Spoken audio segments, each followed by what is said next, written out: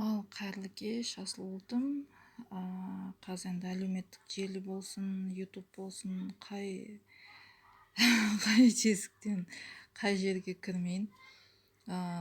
Ретроградный Сатурнның кері айналымы, кері жүруі деген тақырып өте көп қозғалып жатыр.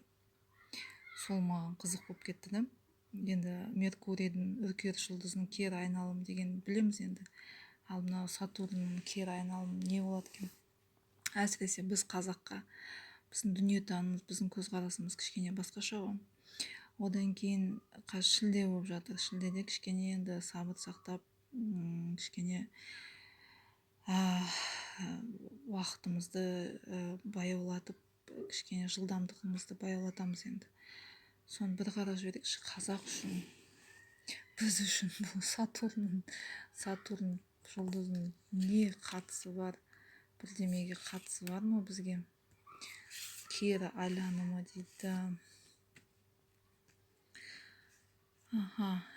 Кері айланады дейді. Енді бұл жерде сенім наным ғой, былай қарасаңыздар. Осы қазір енді тарихқа көз жүгіртіп кетеміз. Біз өзіміз қазақ деген ұлт, өзін малын жайқап, құртын жайып, айран үйтіп, шелпегін созып, аруақтар деп, құдай деп отқан сондай ұлтпыз ғой.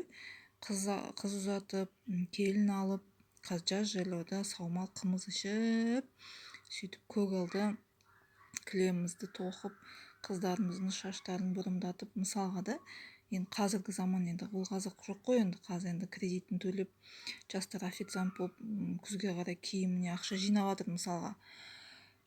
Бізге ешқандай қатысы жоқ. Қазақ өз өмірін сүре береді, өзінің ата бабасының жолымен. Бәрі ашық жолы, қазақтың өзі аққа құды жоқ қой, қазақ деген өзі керемет ұлт сондай. Бірақ сол тілімізді, дінімізді, діндің кегімізді, мынау саяси сол немізді, ұлттық намыс, ұлттық рухымызды бұзып тастады. Сол жолдан сәл мынандай ілініп тұрмыз ғой.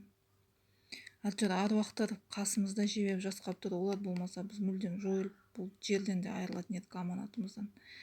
Әйтеуір ілініп тұрмыз. Бірақ бұдан шығып кетеміз, егер сол қазақшылығымызды сақтап, ата баба жолын сақтасақ, мынандай ілінуден кетеміз. Сатурнның бізге не қатысы бар? Ешқандай да қатысы жоқ. Білген жолымызбен жүре береміз. Аман есен болып тұрыңыздар.